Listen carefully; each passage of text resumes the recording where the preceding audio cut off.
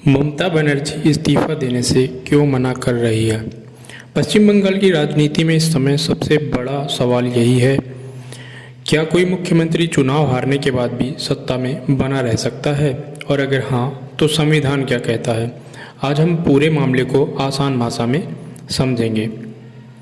इस पूरे विवाद की शुरुआत तब हुई जब पश्चिम बंगाल विधानसभा चुनाव में टीएमसी बहुमत खो बैठी और बीजेपी ने स्पष्ट बहुमत हासिल कर ली। लेकिन इसके बाद ममता बनर्जी ने तुरंत इस्तीफा देने से इनकार कर दिया। उन्होंने चुनाव में गड़बड़ी और इलेक्शन कमीशन पर पक्षपात के आरोप लगाए। यहीं से यह मामला सिर्फ राजनीतिक नहीं बल्कि संवैधानिक बहस बन गया। ममता बनर्जी ने अपने बयान में कहा है, हमने शेरों की तरह लड़ाई लड़ी। उन्होंने यह भी कहा कि टीएमसी वापसी करेगी। साथ ही उन्होंने चुनाव प्रक्रिया में गड़बड़ी और इलेक्शन कमीशन पर सवाल भी उठाए हैं। उन्होंने संकेत दिया है कि उनकी पार्टी कानूनी और राजनीतिक दोनों विकल्प तलाश कर सकती है। अब समझते हैं संविधान क्या कहता है। तो संविधान का आर्टिकल 164 के अनुसार मुख्यमंत्री की नियुक्ति गवर्नर करते हैं और मुख्यमंत्री अपने पद पर गवर्नर्स प्लेजर तक बने रहते हैं। लेकिन इसका मतलब यह नहीं है कि गवर्नर मन मर्जी से सरकार चला सकते हैं। असल सवाल यह है कि क्या मुख्यमंत्री के पास विधानसभा में बहुमत है।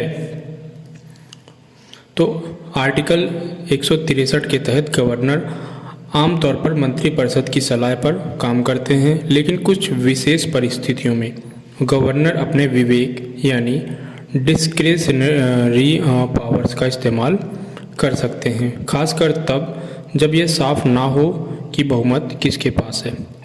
आर्टिकल 174 क्या कहता है?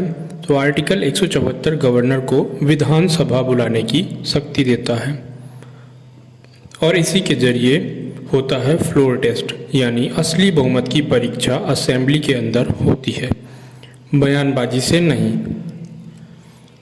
सुप्रीम कोर्ट ने एसआर बोम्मई केस में साफ कहा था कि बहुमत का फैसला गवर्नर या प्रेसिडेंट नहीं करेंगे, बहुमत साबित होता होगा असेंबली के फ्लोर पर। मतलब अगर किसी सरकार पर बहुमत खोने का शक है तो फ्लोर टेस्ट सबसे जरूरी कदम बन जाता है। अब देखते हैं नाबाम रेबिया केस में सुप्रीम कोर्ट ने क्या कहा था। तो गवर्नर मनमाने तरीके से कार्रवाई नहीं कर सकते हैं, लेकिन अगर बहुमत पर शक हो तो गवर्नर फ्लोर टेस्ट बुला सकते हैं।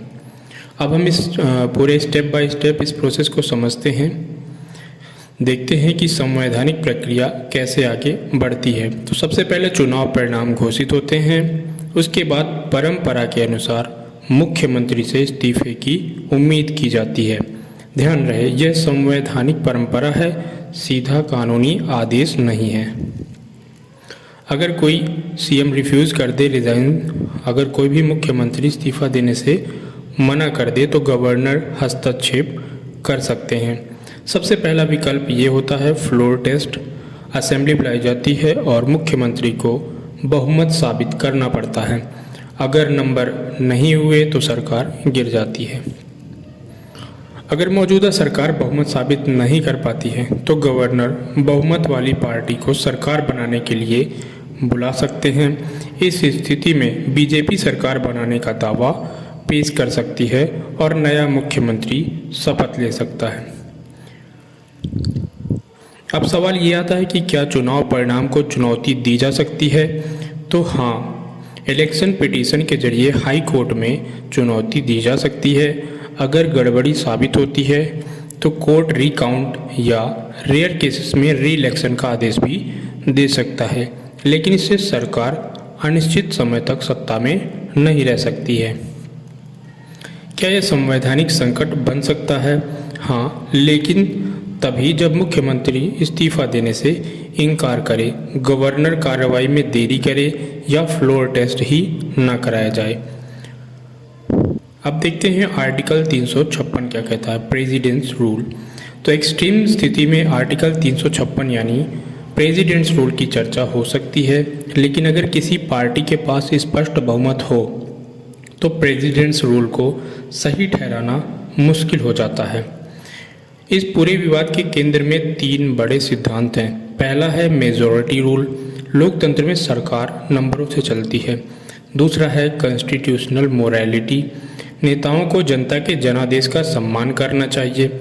और तीसरा आता है गवर्नर की भूमिका, जो सत्ता के शांतिपूर्ण हस्तांतरण को सुनिश्चित करते हैं।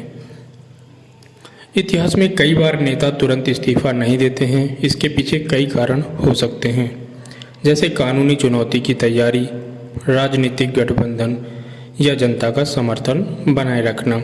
यानी कई बार यह संवैधानिक से ज़्यादा राजनीतिक रणनीति होती है। आखिरकार भारतीय संसदीय लोकतंत्र का सबसे बड़ा सिद्धांत यही है, सरकार भाषणों से नहीं बहुमत से चलती है। संविधान सभी को कानूनी अधिकार देता है, लेकिन अंतिम फैसला विधानसभा के फ्लोर पर होता है, और यही इस पूरे विवाद का सबसे महत्वपूर्ण बिंदु है। क्या यह संवैधानिक संकट है या राजनीति रणनीति? आपकी क्या राय है? क्या यह संवैधानिक संकट है या सिर्फ राजनीतिक रणनीति है? कमेंट करके ज़रूर बताएं। अगर आपको ऐसे राजनीतिक और कॉन्स्टिट्यूशनल एक्सप्लेनर्स पसंद हैं तो चैनल को सब्सक्राइब जरूर करें, वीडियो को लाइक करें। मिलते हैं ऐसे नेक्स्ट वीडियो में, जुड़े रहिए हमारे साथ। धन्यवाद।